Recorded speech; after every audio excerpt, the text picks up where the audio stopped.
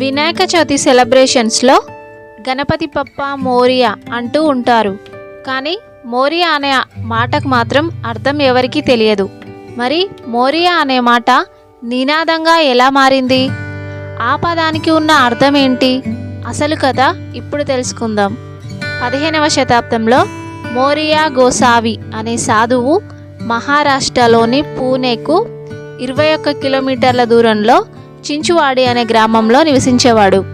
ఆయన గణపతికి పరమ భక్తుడు. గణపతిని పూజించేందుకు చించువాడి నుంచి మోరేగావ్ వరకు ప్రతిరోజు కాలినడకల వెళ్ళేవాడు.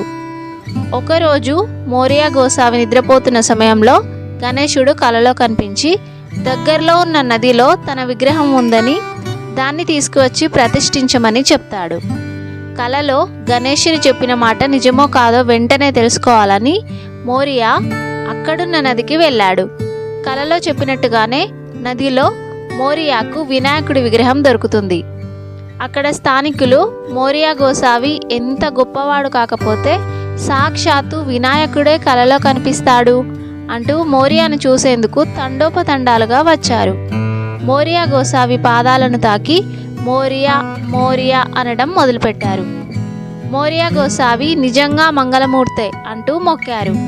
నది నుండి గణపతి ప్రతిమను తెచ్చి గుడిని నిర్మించాడు. మోరియా గొప్ప భక్తుడు అయ్యాడు కాబట్టి ఆనాటి నుంచి ఈనాటి వరకు గణపతి ఉత్సవాల్లో మోరియా గోసావి పేరు మీదుగా గణపతి పప్ప మోరియా అనే నినాదం ఉంటుంది.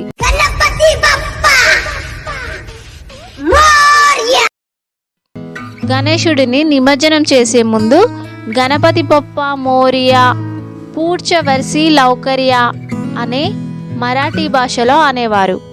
ఎందుకంటే గణపతి ప్రతిమ మోరియాకు మహారాష్ట్రలోని పూణే దగ్గర ప్రవహించే నదిలోనే దొరికింది కాబట్టి. మరిన్ని ఇంట్రెస్టింగ్ విషయాల కోసం డకీ అన్న ఫ్యాక్ట్స్ ఛానల్ని సబ్స్క్రైబ్ చేసుకోండి.